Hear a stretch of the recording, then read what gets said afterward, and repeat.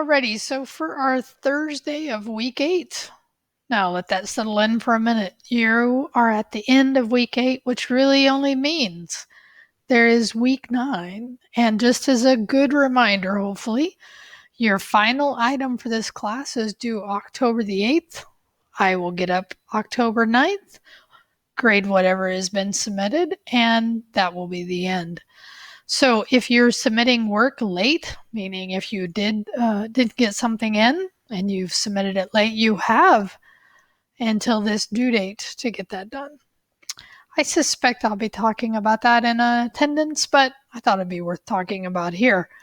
So for the lecture, I reviewed this video, and when I started watching it, it wasn't the best, but the longer I watch this video, the better it gets, because it really does lay down some important concepts for you to understand about terminology, about software as a service, platform as a service, and not that you have to walk away knowing them, but at least being introduced to them and where the major players sit, right? So we typically have Google, Amazon, and Microsoft. So in this case, right, create a markdown file, watch the whole thing.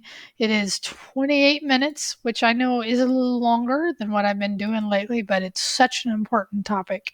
So use headings and bullet points to outline the concepts covered, right? And then you can name it cloud.md and just put it in your lecture folder and then submit that. Okay? All right, so the next item is one that we kind of did before when we were doing the HTML and CSS with Education Dev, I think, at the beginning. And it was building a Favicon. So now what I want you to do is actually build one with content you want for your site, okay? So that will be, and I'll walk you through that next, how that works. And I'll choose this site because it's pretty popular and it's fairly straightforward. But if you find one you like, you can sure do that. So the other thing is continue building out your project 0. Now, I'm not specific here on what it is you have to accomplish, but what I want you to do is in the replies, talk about what that was. Like, did you build another menu with all the sub items? What did you do? Okay. So I'm really just giving you an accountability point plus adding a favicon. Okay. So let me go look at this site, this favicon.io. So in this site, and again, there are others out there, you can either choose an image and it will attempt to make an ICO file, which the ICO file is the icon file here that shows up. You can use text, which is what I did, or you can use an emoticon, and then you just choose from that, okay? So just choose a path. I'm going to choose the one I chose, and I went in and put, my name, and then I played around a little bit with the fonts. I chose one, not this one, but I chose one also that had a color. So this is the font color and the background color that matched a little of my site. So play around if you choose this option. If you choose the other option, like I didn't even look at this one. Oh, you can choose flags. What else can you choose? Okay, you can choose other items. Okay, there's some cool stuff in here, right? So you can choose a custom one. So choose something that would make sense for your site. Now, once you do that, you get a little bit of help and a downloaded file. Wow, that's a lot on there. Okay, so let me just show you. Let me come back here. So first, choose which of the paths you want to take. Come up with something, right? And then choose your font in my case. But then once you do that, what you're going to do is you can download.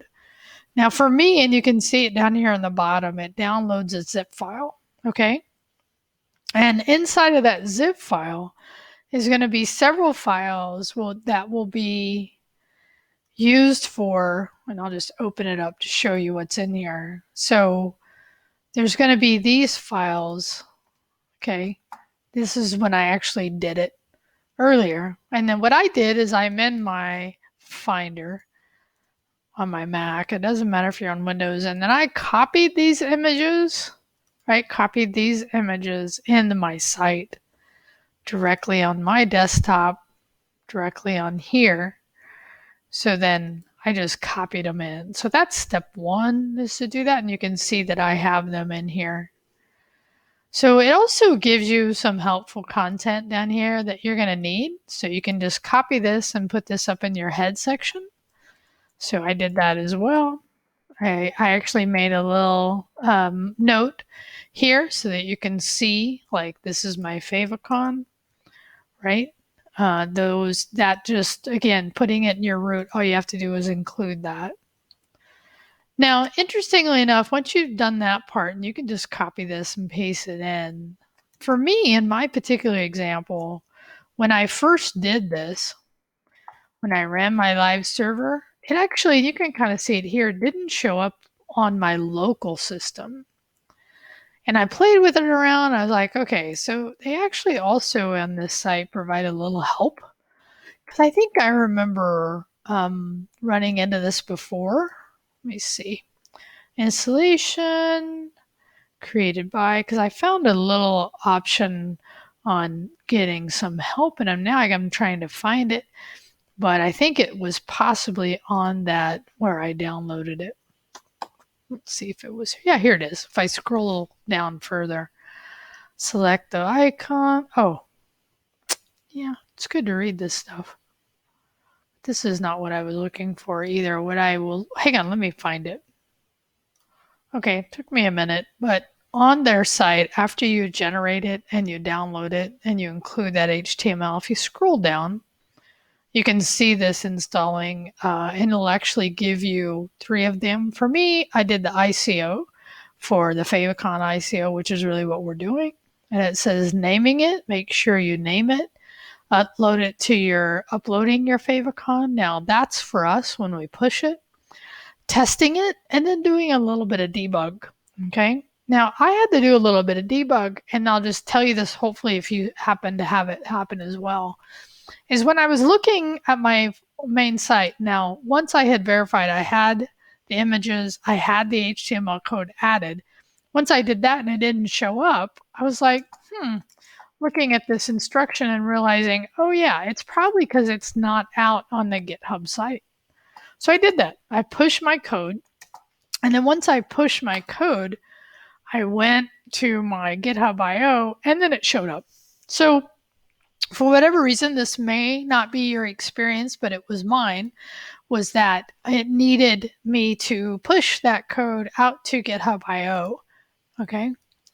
So play around with that. Reach out if you need some help, right? So like I said, it took me a few minutes to kind of figure that out, but I want to give you the heads up in case you run into that as well. So create it, go through the generator.